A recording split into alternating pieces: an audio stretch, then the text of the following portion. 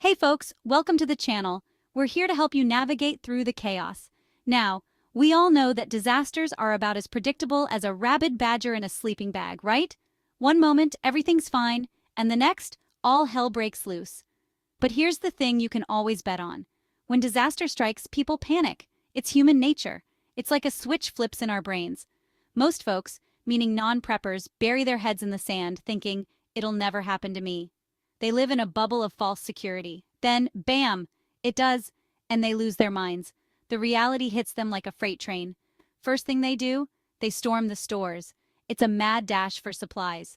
See, they know they're not ready for whatever's coming, so they try to make up for it at the last minute. It's a desperate scramble. Problem is, everyone else has the same idea. It's a recipe for chaos. Supermarkets, shops, they're not built for that kind of rush. They can't handle the sudden surge. They run on tight schedules, deliveries planned down to the minute. There's no room for error. Throw a mob of panicked shoppers in the mix, and the whole system goes belly up faster than you can say supply chain disruption. It's a logistical nightmare. So today, we're diving headfirst into the eye of that storm. We're going to dissect the chaos. We're going to break down what disappears first when the going gets tough, and trust me, it's going to get real interesting. You'll be surprised by some of the items. We'll cover the stuff that vanishes no matter what's happening, and then we'll get specific, looking at items that disappear depending on the type of crisis. Each scenario has its own unique challenges. By the end of this, you'll know exactly what you need to prioritize for your own stash, based on the scenarios you think are most likely. Stay with me, folks. This is Survival 101. Let's get started and make sure you're prepared for anything that comes your way. Right, first up, the absolute no-brainer food. It's the first thing on everyone's mind when disaster strikes. Doesn't matter if it's a blizzard, a blackout, or the zombie apocalypse, people gotta eat. It's a basic human need that can't be ignored. When the fear kicks in, the grocery store becomes the first target. People rush in, desperate to grab whatever they can. Shelves get stripped bare, folks fighting over the last loaf of bread. It's a chaotic scene, almost like a battlefield. Trust me, you don't want to be caught in that scrum. It's stressful and can be dangerous. Now, within the food category, there's a hierarchy of disappearance. Some items vanish faster than others. The essential groceries, bread, produce, milk, juice, eggs, those are the first to go. They're the staples of daily life. Why? Because they're familiar, they're what people use every day. They provide a sense of normalcy. They're comforting in a crisis. People cling to what they know when everything else is uncertain. But here's the thing, those fresh items, they don't last. They spoil quickly and need refrigeration. You're better off stocking up on non-perishable goods, canned goods, rice, beans, pasta, stuff that can last in your pantry for months, even years. These items are your best bet for long-term survival. Remember, we're talking long-term survival here, not just a quick fix. Plan ahead, be prepared, and stay safe. Next up, and almost as vital as food, water. Clean, drinkable water. When the taps run dry, or worse, the water gets contaminated, panic sets in fast.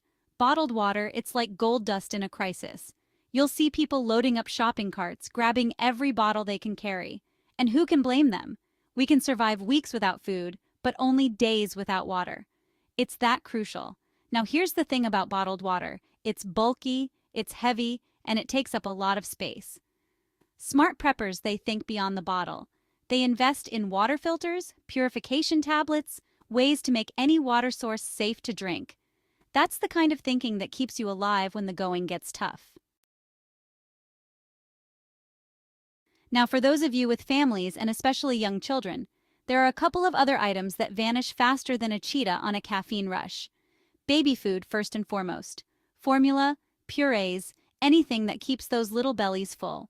Parents, understandably, they become desperate when their kids are hungry. They'll do anything to feed them.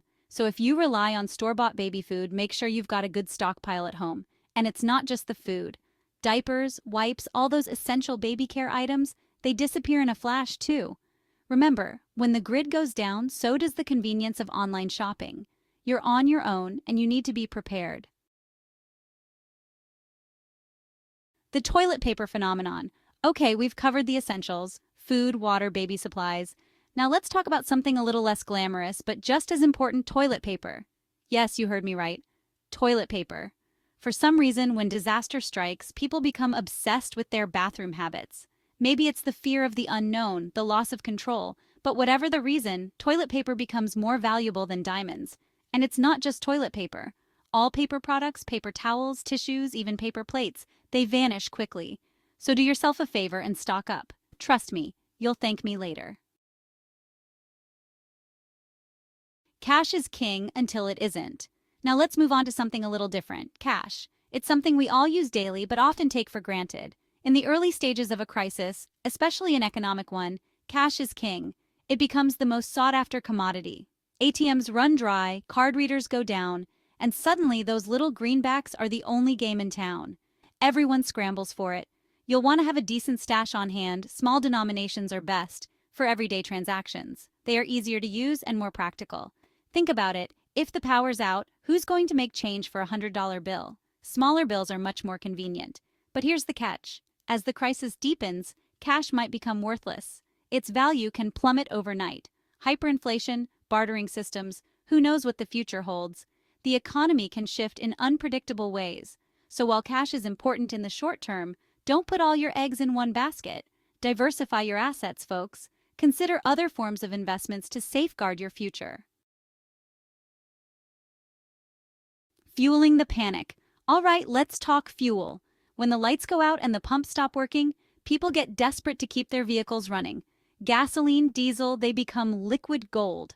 Whether it's to escape a natural disaster, power a generator, or simply maintain a sense of mobility, fuel becomes a top priority. Lines at gas stations will stretch for miles, tempers will flare, and things could get ugly. Now, I'm not saying you need to hoard jerry cans of gasoline in your garage. But having a full tank, and maybe a spare jerry can or two tucked away safely, could be the difference between staying mobile and being stranded. Speaking of power, let's talk about what happens when the grid goes down. Generators, folks, they become more sought after than a winning lottery ticket. And along with generators, batteries, every size, every type, they disappear from shelves faster than you can say power outage.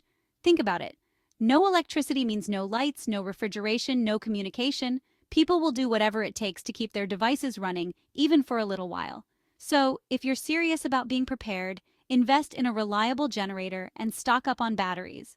And don't forget about alternative lighting, candles, lanterns, headlamps, anything to keep the darkness at bay.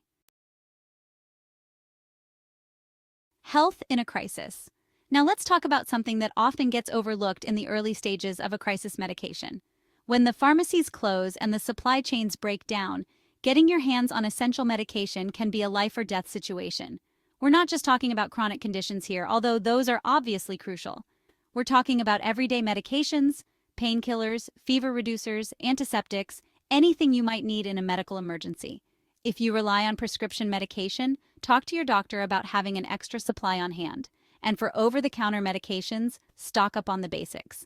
Remember, when disaster strikes, you're your own first responder. Rebuilding from the rubble. Okay, let's say the worst has happened. A natural disaster, a civil unrest, whatever it may be, has left a trail of destruction in its wake. What happens then? People start rebuilding. And what do they need to rebuild? Lumber, folks. Plywood, 2x4s, nails, screws, anything and everything related to construction. Now, you might be thinking, I'm not a carpenter. Why do I need lumber? Well, even if you're not building a new house from scratch, you might need to make repairs, board up windows, reinforce doors. So if you've got the space, consider stocking up on some basic building materials. You never know when you might need to become a DIY expert. Protection and hygiene. Finally, let's talk about personal protection and hygiene. When disaster strikes, the rules of society can break down quickly. People get desperate, and things can get dangerous. So, it's important to be able to protect yourself and your loved ones. Now, I'm not advocating violence, but having a way to defend yourself, whether it's a firearm, pepper spray, or even just a sturdy walking stick, can be a lifesaver. And let's not forget about hygiene. When sanitation systems fail and clean water is scarce, diseases can spread like wildfire. Soap, hand sanitizer, bleach, these items become essential for preventing the spread of illness. Outro: be prepared, stay strong.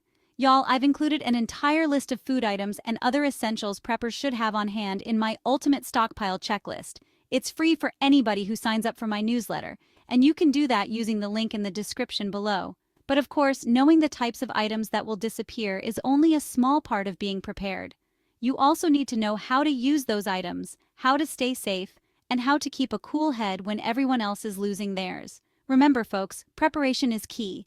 It's not about living in fear, it's about taking control of your destiny. So get out there, get prepared, and stay strong.